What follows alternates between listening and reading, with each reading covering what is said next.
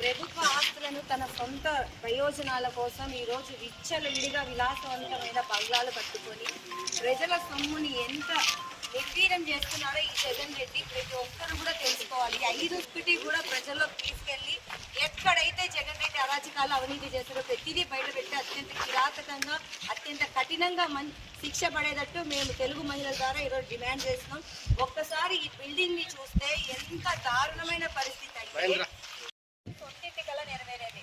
జగన్మోహన్ రెడ్డి నువ్వు చేసిన అవినీతినంతా కూడా బయటికి తీసుకొని వచ్చి నీకు కఠినమైన శిక్ష పడేలాగా తెలుగు మహిళలందరూ కూడా చేస్తామని మేము సభాముఖంగా చెప్తున్నాం.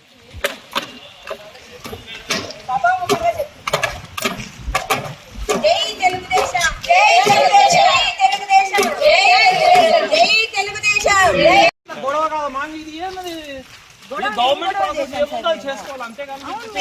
చూపించుకోవాలి కదా సార్, ఇంత అవినీతి జరుగుతా అంటే ప్రజలు చెప్పుకోవాలి. గవర్నమెంట్ ప్రాసెస్ జరుగుతుందమ్మా, మళ్ళీ మీరు ఎందుకు వస్తారు అని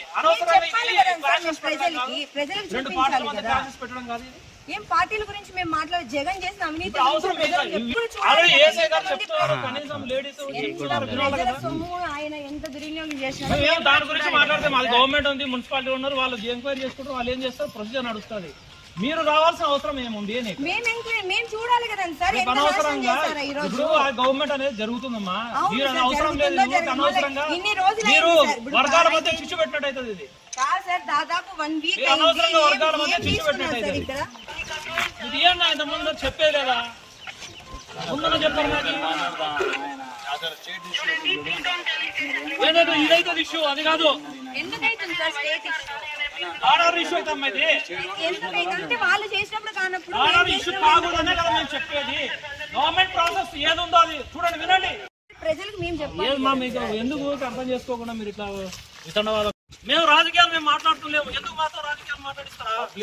మేము పబ్లిక్ ప్రాపర్టీలు అక్రమం ఇప్పుడు అవన్నీ మున్సిపాలిటీ వాళ్ళు చూసుకుంటున్నారు, వాళ్ళు నోటీస్ ఇచ్చినారు, వాళ్ళు చూసుకుంటారు. దాని విషయం కాదు కదా.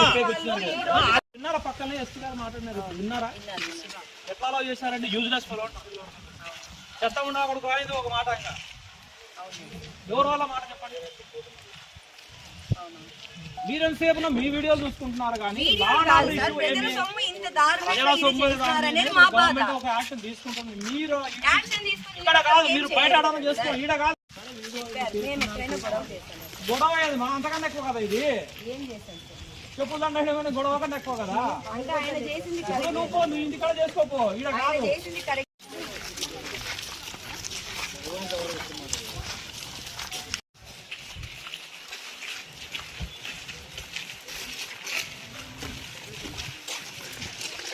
రోజు అనంతపూర్ అర్బన్ లో తెలుగుదేశం పార్టీ అర్బన్ ఎమ్మెల్యే అయినటువంటి దగ్గుపాటి ప్రసాద్ గారి ఆధ్వర్యంలో ఇక్కడ విలాసవంతమైన బంగ్లాను కట్టిన వైసీపీ ప్రభుత్వం అంటే జగన్మోహన్ రెడ్డి గతంలో 5 సంవత్సరాలు ఆయనకు ముఖ్యమంత్రిగా అవకాశం ఇస్తే ప్రజల సొమ్ము తీసుకొని ఈ రోజు ఆయన విలాసవంతాల కోసం ఆయన పార్టీ కార్యాలయాల కోసం 100 కోట్లు ఖర్చు పెట్టాడు.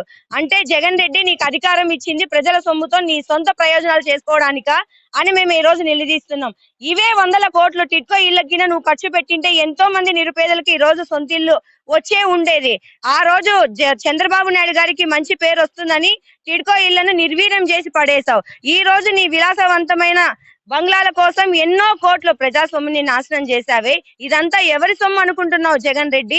ఇలాంటి భూ కబ్జాలు, ఇలాంటి అవినీతి ఎన్ని చేశాడో ఈ జగన్ రెడ్డి, అవన్నీ కూడా తెలుగుదేశం పార్టీ బయటికి తీసి కఠినమైన శిక్ష పడేలాగా అధికారులకైతే ఏమి, జగన్మోహన్ రెడ్డికి అయితే ఏమి, ఎవరైతే ఇలాంటి కుంభకోణాల్లో ఉన్నారో ప్రతి ఒక్కరికి కూడా శిక్ష పడేలాగా ప్రభుత్వం చూసుకోవాలి. చంద్రబాబు గారు మీకు ఒకటే కోరుతున్నాం, అలాగే ఉప ముఖ్యమంత్రి పవన్ కళ్యాణ్ గారికి కూడా మేము ఒకటే కోరుతున్నాం.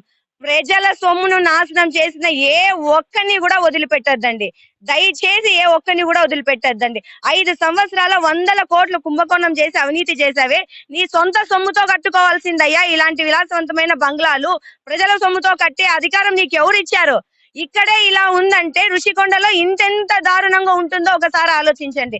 రాష్ట్ర ప్రజలందరూ కూడా మీరు ఆలోచించాలి. ఈ జగన్ రెడ్డి 5 సంవత్సరాలు ఏమి పాలన చేశాడో ఖచ్చితంగా దీని మీద చర్యలు తీసుకోవాలి. ఇది ప్రజలకు అందుబాటులో పెట్టాలి, లేదా దీని మీద దీన్ని ఎవరైతే పర్మిషన్ లేకుండా ఇచ్చారో వాళ్ళ మీద కఠినంగా శిక్ష పడాలి. జగన్మోహన్ రెడ్డి అవినీతి అంతా కూడా బయటికి రావాలి. జై తెలుగుదేశం, జై చంద్రబాబు.